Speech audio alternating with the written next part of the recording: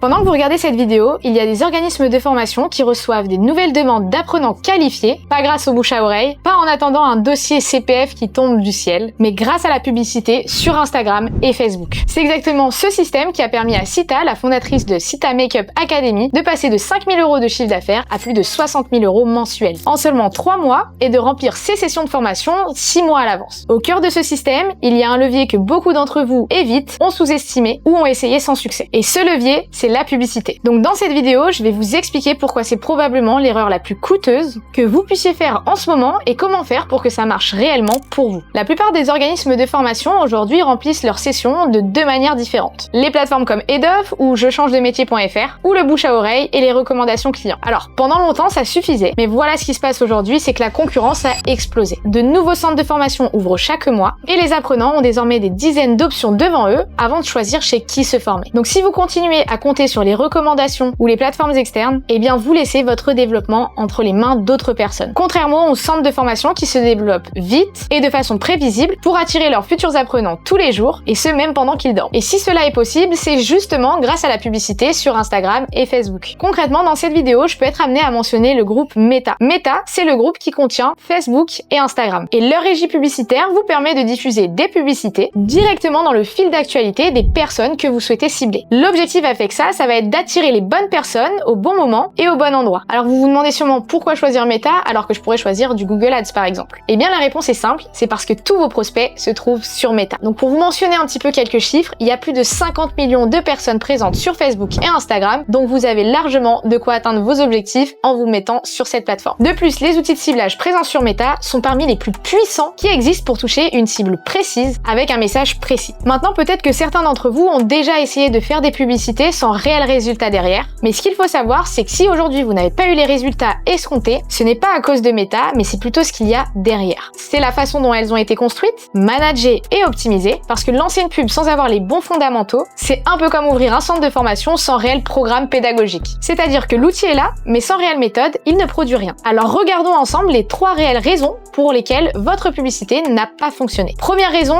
vos visuels ne donnaient pas envie de s'arrêter. Sur Meta, vous avez entre 1 et 3 secondes pour faire arrêter votre prospect qui est en train de défiler dans son fil d'actualité. Si votre visuel ressemble à une annonce générique, sans émotion, sans accroche visuelle forte, il ne va tout simplement pas s'arrêter ni cliquer sur votre publicité. Et ça, ce n'est pas dû au fait que votre formation n'est pas bonne, mais c'est tout simplement que votre publicité n'a pas créé assez d'attention pour garder l'impact sur votre message. Après, je tiens quand même à mettre des petites pincettes, c'est qu'une bonne créative n'est pas forcément que visuelle. C'est quelque chose qui va interrompre, créer une réaction et qui fait penser immédiatement à la personne en face que c'est un message qui la concerne. Deuxième raison, c'est que votre message ne parlait pas d'un problème réel. C'est-à-dire que j'ai vu beaucoup de centres de formation faire des publicités qui ressemblaient à ça. Découvrez notre formation en prothésie ongulaire, les inscriptions sont ouvertes. Donc là, typiquement, on est dans de la prise d'information et non pas sur un message qui va convertir. Donc, ce qui fait qu'une pub performe, c'est qu'elle va s'adresser directement à la douleur de votre potentiel apprenant. Il ne cherche pas une formation, il cherche une solution qui va l'aider à traverser ce qui le bloque, ce qui lui pose problème. C'est-à-dire qu'il ne cherche pas une formation, il cherche une solution à quelque chose qui le bloque. Une reconversion professionnelle, un manque de compétences, une rémunération peut-être plus élevée, etc. Et enfin, troisième raison, vous parlez à tout le monde et donc du coup à personne. C'est très dur d'avoir des publicités qui performent, surtout quand notre zone d'expertise est vraiment sur le terrain et non le marketing. C'est pourquoi vous vous retrouvez très vite avec un mauvais ciblage, des coûts très élevés et généralement de l'argent jeté par les fenêtres. C'est pourquoi nous prenons le temps d'accompagner chacun de nos élèves dans la définition de leur apprenant idéal, c'est-à-dire son âge, sa situation, ses centres d'intérêt, ses comportements en ligne, et ensuite on construit sa campagne autour de ce type de profil. Quand ces 3 éléments sont alignés, c'est-à-dire le bon visuel, le bon message et le bon ciblage, et bien la publicité Meta devient une machine à générer des personnes qualifiées de façon prévisible tous les mois. Grâce à cela, ça vous permet de ne plus dépendre du bouche à oreille, de ne plus patienter en espérant que des plateformes externes vous envoient des dossiers, parce qu'à partir de maintenant, vous décidez exactement combien de personnes vont rentrer dans vos sessions de formation. Et donc à partir de là, vous allez enfin pouvoir entrer dans ce cycle où vous contrôlez parfaitement les rentrées d'élèves dans vos centres de formation, vous maîtrisez votre activité et votre croissance. Donc si jamais cette vidéo vous a donné envie d'aller plus loin, n'hésitez pas à vous abonner, car chaque semaine, on vous dévoile des conseils concrets pour développer votre centre de formation avec les bons outils et les bonnes stratégies. Et si vous voulez qu'on regarde ensemble comment mettre en place ce système d'acquisition dans votre organisme de formation, n'hésitez pas à prendre rendez-vous en cliquant sur le lien en dessous de cette vidéo, c'est le premier lien qui est en description. Ce sera l'occasion pour moi de vous partager le plan exact qu'on a mis en place chez plus de 50 organismes de formation durant ces 4 dernières années. D'ici là, moi je vous dis à très vite dans une prochaine vidéo. C'était Cindy.